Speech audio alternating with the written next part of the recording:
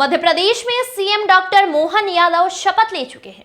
उसके साथ 2 deputy CM भी बनाए गए हैं। इसी के साथ अब सियासी गलियारों में चर्चा है कि मंत्रिमंडल का विस्तार कब होगा और कौन से चेहरे उसमें शामिल किए जाएंगे। सबसे ज्यादा उम्मीद ग्वालियर चंबल अंचलों को है, क्योंकि इस अंचल से 2 सीएम फेस चर्चाओं में थे, लेकिन वो सीएम नहीं बन पाए। ऐसे में अब अंचल की 18 सीटों से जीते विधायक मंत्रिमंडल में जगह मिलने की आस लिए बैठे हुए हैं। मध्य प्रदेश में सीएम पद की शपथ के बाद अब मंत्रिमंडल विस्तार पर सभी की निगाहें टिकी हुई है। सबसे ज्यादा उम्मीद ग्वालियर चंबल अंचल को है, क्योंकि इस अंचल से 2020 में 9 मंत्री बनाए गए थे, जिसमें 4 कैबिनेट मंत्री और 5 राज्य मंत्री शामिल थे। 2018 की तुलना में इस बार भारतीय जनता पार्टी ने ग्वालियर चंबल अंचल में रिकॉर्ड 18 सीट हासिल की है। ऐसे में मंत्रिमंडल में जगह मिलने वालों की दावेदारी बढ़ गई है। चर्चाएं हैं कि इस बार अंचल से 7 से 10 मंत्री बनाए जा सकते हैं। उम्मीदें थी वो कहीं ना कहीं टूट गई हैं। हालांकि मंत्रिमंडल का विस्तार होना है, उसमें इस अंचल को काफ़ी उम्मीदें हैं।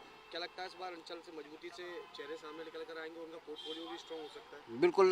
चूँकि 2018 में ग्वालियर चंबल में बीजेपी का परफॉर्मेंस बहुत ख़राब था। सिर्फ 6 सीटें जीती थी और उसके कुछ समय बाद जौरा के विधायक जो कांग्रेस के थे उनका निधन हो गया था, तो उसके बाद 1 सीट वो भी उपचुनाव में जीत ली थी।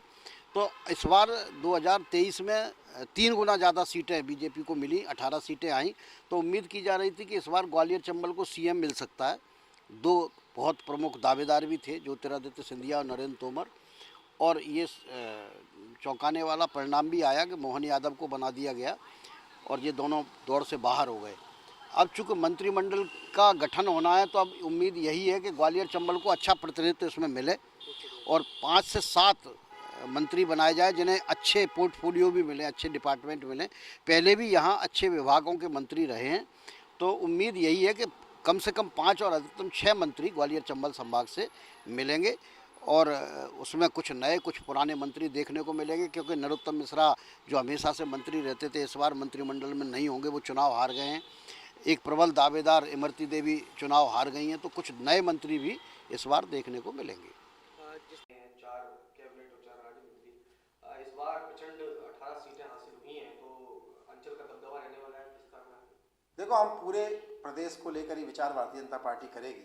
जब केंद्र में सरकार बनती है तो पूरे देश को लेकर विचार होता है, प्रतिनिधित्व को लेकर। लेकिन ग्वालियर चंबल के नागरिकों को मैं इस बात के लिए बधाई देना चाहूँगा कि 2018 के चुनाव के मुकाबले लगभग 3 गुना सीटें भारतीय जनता पार्टी को अधिक मिली हैं। तो ऐसी हम उम्मीद करते हैं कि उसी रेशो में ग्वालियर चंबल संभाग को मध्य प्रदेश सरकार में निश्चित तौर पर प्रतिनिधित्व मिलेगा और ग्वालियर चंबल का और विकास तेजी से हो सके, इसके प्रयास जरूर जो भी नेतृत्व हमारा रहेगा वो करेगा।